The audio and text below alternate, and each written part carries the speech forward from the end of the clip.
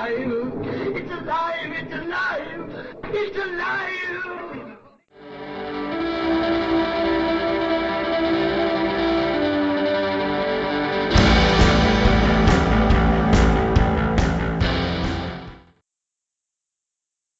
Hello and welcome to Alive After Reading. I'm Tim Niederreiter, and with me today is a special episode. Kathrin Hutson, welcome back. Thank you so much, Tim. It's good to be back again. Yeah, we just had you on, but or I should say I did, because the show is just me and my guests. But anyway, Right. this is a small racket we got going here, but it's the royal we, I guess. Anyway, so you've got a book coming out today, the day this episode drops. Is that true? That is it. Today, May 26th. Yes. That is my 7th novel and the second book in my LGBTQ dystopian sci-fi series, which is Blue Helix. This book is Sleepwater Static. I'm super excited about it. Okay, so that's the sequel to Sleepwater Beat, which is the first of these dystopian. Yes, it is. That you did. So what are these about? That's really what we're talking about today. What are these about, and what was your process in creating them, I guess? Yeah, absolutely. So, I originally had created Sleepwater Beat. I finished writing that book in the fall of 2016, and actually right before the 2016 presidential elections in the United States. And it was very oddly timed, and pertinently timed in a very intensely eerie way that is still happening, actually, with every book in this series, which I guess, when you're writing dystopian sci-fi in such a very near future, that is bound to happen sooner or later, right? Yeah. Apparently, especially these days. So the basic premise of the Blue Helix books is that there is a smaller, minority group of people who have developed a mutation-like ability to elicit physical responses in people who hear them speak with a certain kind of word, certain kind of speech patterns, by basically their ability to tell stories that are far more than just stories. So it was me taking the adage of the pen is mightier than the sword, that, words are far more impactful than physical means, and actually creating that into words are as powerful as physical weapons, physical actions. And so Sleepwater Beat turned out to be more like, the girl with the dragon tattoo meets X-Men in this, in this very, very near future dystopian sci-fi. So these books are set in,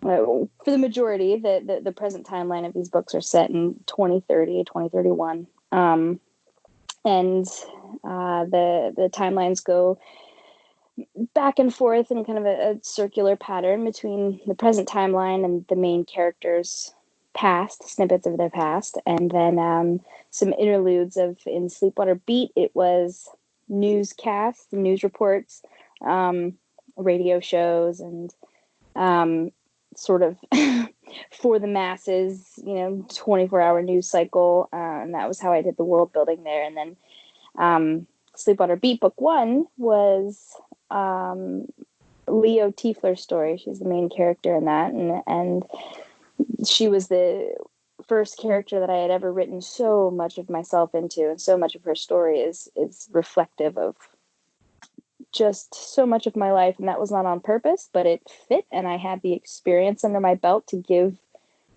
her as a character and to give the story overall what it needed to continue in the way that I wanted it to continue. And so then, looking at discrimination as a whole, in all its monstrous forms, through various marginalized communities, which Leo in book 1 was a part of in many ways, and touches on drug addiction, drug abuse, and you know, broken homes and homelessness, and then there's the LGBTQ community.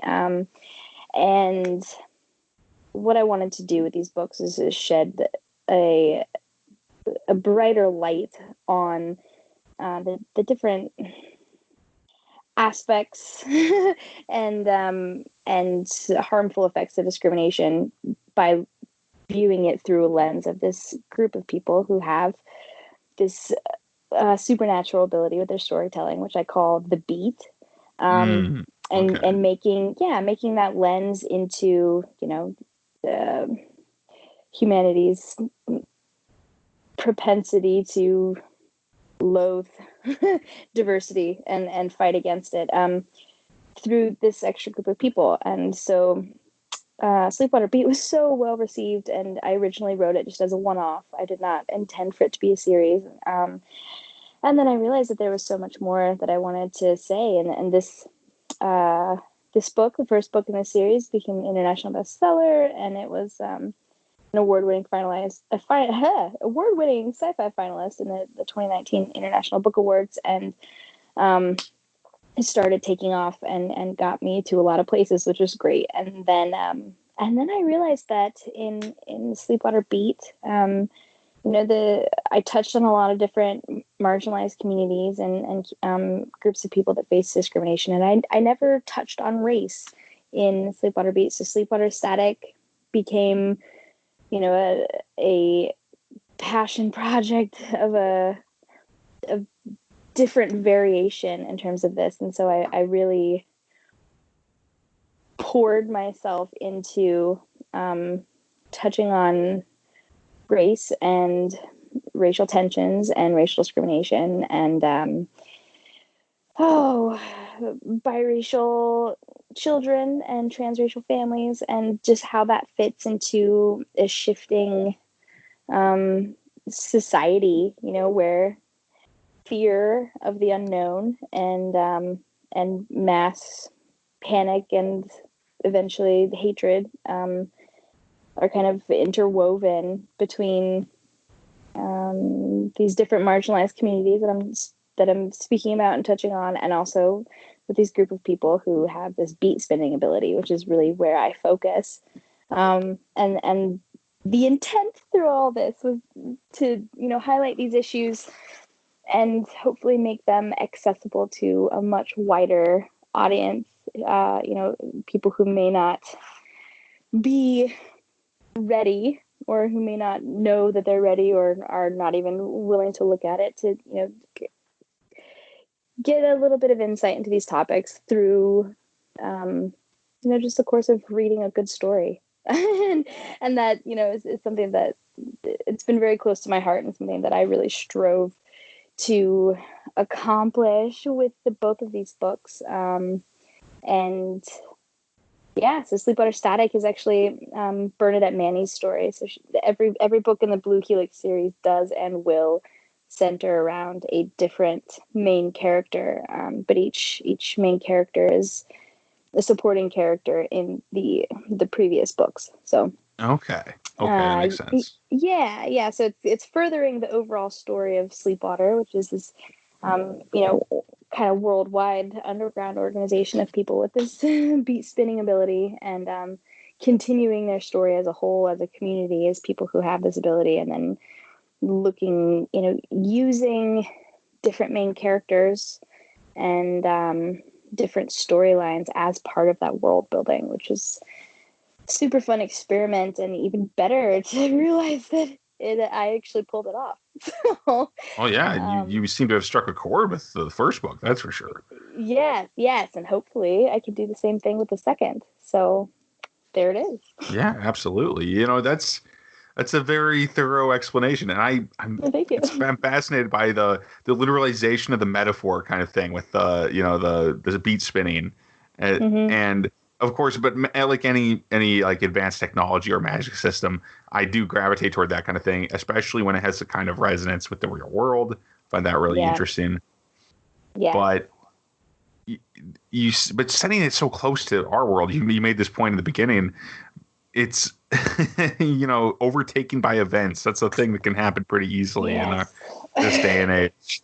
Yes, it was. And it's, it's scary, and it makes it feel like, I mean, when I first so I published Sleepwater Beat in 2018, at the end of 2018. So, we were it was well after I finished writing it. It's right before the elections in 2016. And in a way, I felt like, so many of these things have already in some ways happened, and what's going on. And like, am I just writing to the times? I wrote this years ahead of time, but I have been told by so many different readers and fans and book groups and book clubs that I've gone to speak to, that it is still highly pertinent, and that the stories themselves and having like approached these things within the wider scope of making it a good story has really touched people in ways that I did not expect or even intend. I was trying to write my own observations of society and what was happening, and deliver them in a way that other people may not have taken notice of before. And then I just got feedback that was like, oh yeah, we take notice, and this is so appreciated that it's being seen by other people too. So yeah, I guess I'm writing before the times at the exact same time as things are happening, and I guess I just better keep it up at this point. Oh yeah, keep running on that wheel. Spin the wheel. Right. So I do want to ask you though about the general kind of movement of the story. You said they all move the story forward. Is there a direction? Are these characters actively trying to change the world in these no spoilers, of course, but this is like how far do you think can you see your characters getting in that kind of storyline? Well, I mean, it is so close to our, current reality, and obviously it's only, 10 years in the future. It's more along the lines of the world is trying to change them. And I don't write a lot of stories where there is a one main antagonist. More often than not, my character's antagonist is either the rest of the world or themselves. And sometimes it's both. So this is, I think that may have something to do with why people are identifying so much with the story, is that it's not about saving the world, and it's not about, no one's taking a ring to you don't have to defeat Mount a villain. Doom. Yeah, exactly. So this is about how to. It's about the characters overcoming this adversity that they're faced with, and the different nuances between, people who are experiencing the same things and yet have completely different reactions and want completely different things from it. And sort of that, how do we stay true to who we are and the people that we care about and what we want for our lives when all these things are happening around us? So I guess, perfectly reflective of Oh yeah, it's sadly true. Yeah, that's I don't know how much more I can say about that. I don't really want to get political myself, but it is like, this is pretty bleak out there right now. It certainly seems that way. But I think most people would see it that way regardless where they stand on the actual issues. Exactly. Yeah. Weirdly enough, people are in agreement. Things aren't going so well. Yes, that's true. And, for anyone thinking along the same lines, like, oh, I don't want to get too political about this.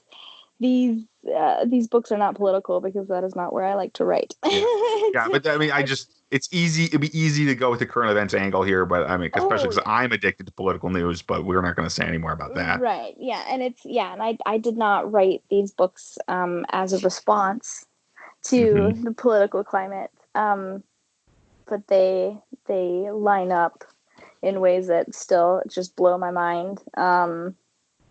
So it's one of prescient maybe, or maybe just reflective. Yeah, like you said before. Yeah, and things that have been on my mind for years and years and years and years and years, and I'm finally coming around to writing about them as the things that I hoped never to see start happening. So I'm not going to claim credit for it, No, well, it's hard. And why would you want right. to? No, right. I was just going to say Stephen King has been doing the same thing for a long time. So That's true. And I mean, and then there's there's a movie, I'm not gonna mention the name because even mentioning the name would probably place me in a camp, but I can think of some that would go in this direction too. Anyway, yeah. So just a little bit about the when you're pouring out kind of this kind of what's the word? This kind of powerful internal feelings, that kind of thing. The worldview into the stories. How do you find that flows best? I mean, how do you approach that kind of thing, or do you approach it the same way as your other fiction? I do. I approach it in the same way as my other fiction, but to a much more detailed and in-depth diving into character growth and interpersonal relationships. So these books are incredibly character driven, just beyond probably anything else that I've done, because of the fact that I was first and foremost dedicated to making this a good story. Like when the characters aren't real and the interpersonal relationships aren't real and the growth isn't in there, to me personally, in my opinion, the story could be anything, but it won't be as good, and it won't be as impactful. This is just my view again. Yeah, well, we can all have opinions. It's fine. Yeah, of course.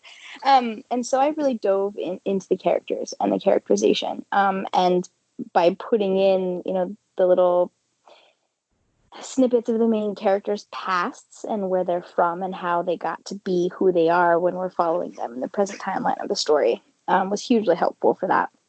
And then with Sleepwater Static, instead of the interludes being of news anchors speaking or radio show hosts, the interludes in Sleepwater Static are letters from the main characters, sort of, who starts out as a pen pal and then becomes a very, very close friend, and a bit more than that later on in the book. And that was how I decided to do world building that way. And so I also, with this book, I was bringing in a lot more history, definitely a lot more Black history, because that, I was writing from Bernadette Manny's perspective, and she's a white woman who is from South Carolina, and that is as close to writing about these things as I felt I could do comfortably and respectfully. But she has, her partner throughout her past scenes that we see, Daryl, is a Black man, and their relationship starts in the late 1970s. So I had to do a lot of research for this, and had to really work on writing, all different stages of society and Black history and American history, and and especially in the South too, writing that through a couple of decades, right, in this story, and so there are little, small snippets of history that I put in there that also adds to that world building and adds to the effects of bringing these stories and these characters closer to home and closer to reality. And then, of course, I get to make things up as I go along, because it is fiction as well. So it was definitely really interesting trying to find that balance between what I wanted to be realistic and to hold true, and then also where I wanted to take things. And that's why I also chose to write this it's not super far in the future, but it is in the future because, gosh, we've already seen how much can happen in the last 10 years and, or even in the last 4 years, in the last 2 years. And so, 10 years in the from last now, 2 who months. knows? Right. Yikes. True. And so, yeah. But the short answer to your question is that I focus on characterization, and Sleepwater Static is a lot less. I mean, as as the title perhaps implies subtly, I suppose, there's a lot less action in this book. And part of that has to do with the fact that the main character is a 71-year-old woman. I was going to say, this is like her whole life kind of driven through this story. Yeah. And it is with all of the main, I mean, it was with Leo and Sleepwater Beat, and it will be with the other main characters. But this was also the first time that I have written from the perspective of someone who is quite a good deal older than I am, and I found it surprisingly easy. I don't know what that says about me. I'm not sure either. I mean, I think we're about the same age, so it's kind of an interesting, I don't know. I wondered, for a time if I was going to be able to pull it off, and I think I did, and I think, maybe I'm at the point in my life. I mean, I'm 30, so like I can say I have experienced enough about not growing old, but about getting older, and about the small nuances of aging that even I started seeing when I was 25. And I mean, and you've probably seen family members aging and other friends aging, older people, in your life, just like everyone does. I mean, right. It's always there. And so it's not as hard. It wasn't as hard to put myself in her shoes. And, I still, most of the time, still feel like a 15-year-old. So I could kind of give Bernadette sort of the same.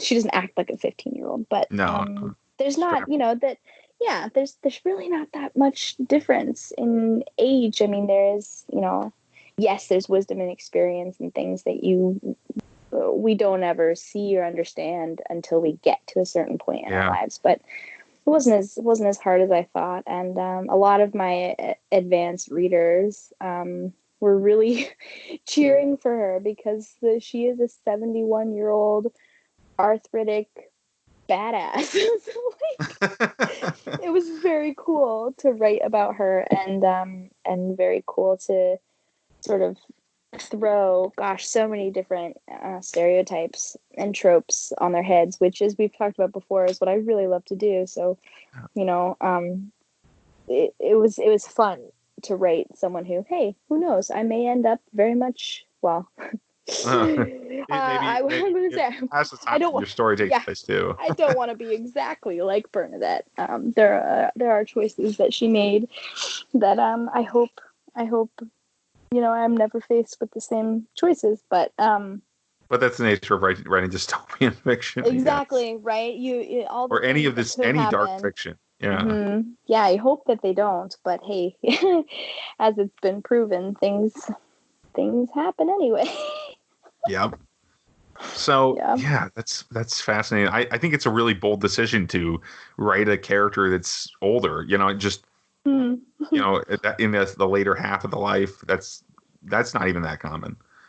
Yeah, and that's there was part of that too where I when I was writing Sleepwater Beat, Bernadette is a supporting character in Sleepwater Beat, and she just fascinated me so much, and I wanted to know more about her and how she got to who she was when I was writing her at first. And then I realized as I was writing her that, it can be done also in a respectful way that, lends tribute to this entire life that she's had. And I wanted to, touch on, hey, we're not just who we used to be and that's it, right? Like she still has so much power and still takes up so much space and still struggles with being who she turned out to be, and coming back to her past, which is very much a lot of what this book centers around. And that part, keeping those things in mind made it not nearly as difficult as I thought it would be to write her as a main character. And also it helped that I, went back into chapters of her past where she was, 18, 19, 25, 30, and I could grow with her through those at the same time too. And that helped develop her and who she was and who she ended up being. Yeah. 25 years later, right? So Wow. Yeah. it was a great experience. Yeah. That sounds like an incredible book, actually. Thank you. Since we're running low on time, it's time. Yeah, I know. What's that title again? About that. Sleepwater Static, book 2. And that's out today. If you're listening to this the day it drops, or it's been out for however long this episode has been out. Right. They have the same birthday now. Yay! Well, Kathrin, thanks for being on the show. It's been awesome, and I'm fascinated listening to this, just describing this story. So I've got to pick this one up, I'm sure. Yeah. Yeah, you'll love it. I think I will. All right. Yeah, thanks, right. Kathrin. Yeah. Thank you. Awesome. And as for this podcast, you can find more of us at mentalcellarpublications.com. You can find my books on amazon.com. Thanks for listening, everybody. Talk to you soon.